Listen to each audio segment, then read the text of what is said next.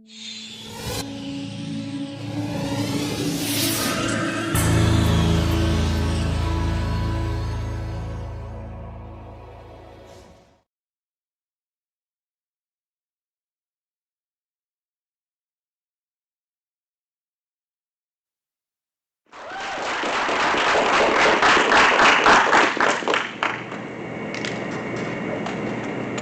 wisdom of waiting. In a world valuing swift decision-making and quick action, hesitation can oftentimes be seen as a flaw. However, what if it's this very hesitation that is our hidden strength rather than a weakness? I am a victim of indecision, and if you asked any of my friends, they would tell you how many times I spend thinking about every small choice I make. Whether it's from changing my TED Talk topic 4 times or currently still deciding on a college, go Bruins! I take pride in everything I do, including the choices I make and the time I spend on them.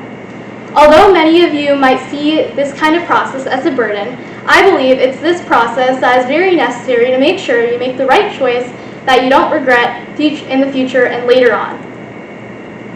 This also seems to be an issue for many individuals who use Google as a way to solve their own problems.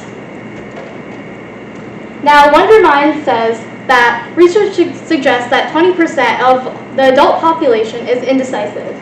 As much as it might seem like indecisive people were just born that way, it's not thought to be based on genetics, nor the fact that you're a Libra. Funny enough, I'm also a Libra, but although I don't believe in astrology, I do think that by improving our cognitive biases through researching all the ways that we are indecisive, we can leverage it to make the most correct and most optimal outcome through our choices later on. And this is done through all kinds of research, whether it's analyzing our own decisions or taking into account other things people say. Raise your hand if you've ever had trouble deciding what to wear in the morning. Or raise your hand if you've ever had trouble deciding what to get off a menu and you've read it multiple times. It's these kinds of small actions that take up a lot of our time, but they don't really matter as much. It's why a presentation like this reviews all kinds of ways we can minimize our reaction to smaller choices and maximize it on ones that matter more. Now, our brain is filled with complex processes. One of those includes our processing of our control systems. That's done through a top-down system and a bottom-up control system. Both of these systems influence the way we process our surroundings and our brain reacts to them. So, for example, individuals who are just living on a day-to-day basis, their brain is influenced by the experiences they go through, the behaviors, and the other kinds of moods that they undergo. All of these compound and take a toll on the way you are able to come to a decision on something. For example, individuals who have a mental disorder, they have their brain processes impaired and their ability to control their emotions and behaviors is reduced because of these external factors that consume their mind. Now, have you ever been in the shower and you've recounted an old argument you've had and the rebuttals you could have said instead? This is an example of how our brain is able to have reflective thinking. And by reflective thinking, I'm talking about how our brain is always fixated on something that happened in the past. Whether it's something we could have improved on or something we think we did good on. It's still a huge part of our processing. So, there's also other kinds of factors that influence how we process things. One of them is the confirmation bias in every single individual. A confirmation bias is the propensity for an individual to remember decisions and make their own decisions based on pre-existing beliefs. So one example of this is if you're doing a study and you're trying to determine if an individual is an extrovert or an introvert. To do this, you first make the hypothesis that an individual is an extrovert, for example. Then you have to decide between one of 2 questions to ask based off of that. Do you enjoy partying, or do you enjoy spending more time alone? If you were to ask the first question, then that's a sign of confirmation bias. Luckily, individuals who are able to weigh out their choices better by taking into consideration other kinds of perspectives, they're able to reject this confirmation bias and be more open-minded when choosing different things. In this case, since you thought that the person was an extrovert, asking a question like if they enjoy partying makes complete sense. But it's these kinds of instances that we should try to go against and fight against when they aren't always exact or precise. There's also inductive reasoning. Inductive reasoning is when our brain makes up a decision based on a generalization. So this would be when, for example, you notice that outdoors that the sun rises in the east. You then make the generalization that because you noticed that one time, this happens for all of the instances. Although in this case it seems like it works, this is oftentimes an issue for when you're trying to make other kinds of decisions and it doesn't really follow through. Also, there are other kinds of ways to process things, including our own ability to respond to other individuals and how they react. So by doing this, all individuals who are involved in the conversation have an impact on how your brain processes itself.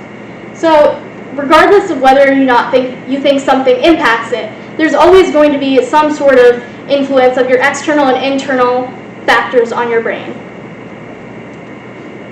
And lastly, there are emotions that play a huge part. So if you're fearful or you're anxious, that might cause you to be more hesitant when making your choices. And say you're more angry or you want to make a decision just in the spur of a moment, that could cause you to make a decision that you'll regret later on. It's these kinds of processes that individuals have to deal with on a daily basis and must use to make their own decisions.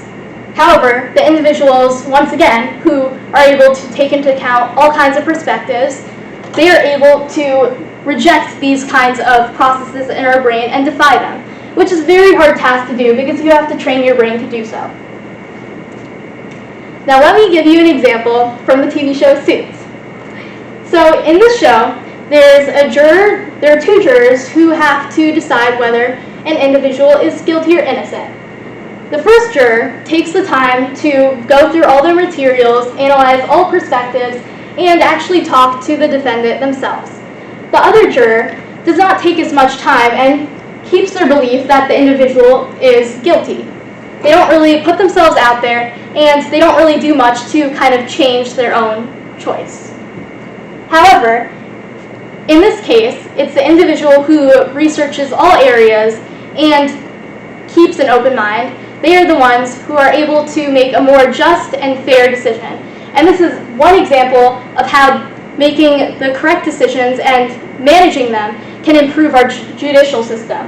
Here, there's Harvey Specter and Mike Ross, and both of them are two individuals who are consistently shown to make meticulous choices by doing the right research.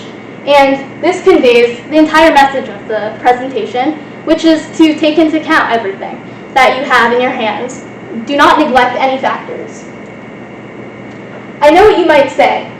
Why would you spend so much time on making decisions when you might miss the chance to make other decisions that help you out later on? Spending too much time on something might be a negative and might hurt you later on, especially for spheres in the business or the competitive world. Well, it's the choice that we have to determine whether the choice we have itself is a type 1 or a type 2 choice. As referred to by Jeff Bezos, a type 1 choice is one where you're not able to go back and fix it. So it's pretty set in stone. Then a type 2 choice is one where you're able to go back and redo it if you really wanted to, and it's less detrimental to the outcome long term. If you're able to make this distinction, you should be able to better effectively sort out your choices on which matter most. And this is to reduce your error.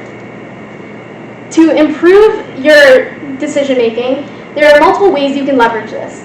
First, you can confide in other individuals, so you can gain other perspectives. You can make a pros and cons list to visualize the outcomes itself. You could also set a time limit, where one example of this would be to set a time limit to make yourself feel less nervous to make the choice or overwhelmed. This would be by doing a countdown and ultimately improving your outcomes. Or you can just confide in yourself. Now, laziness in itself is often associated with indecision, but it's these times where we can improve indecision to benefit ourselves. Take a deep breath. Trust in yourself in a world that glorifies indecision, you must take the time to take pride in it and see it as a strength. So next time you hesitate, remember, wisdom is not in the speed of our choices, but in the depth. Embrace your indecision. It might just lead to less decisions yet.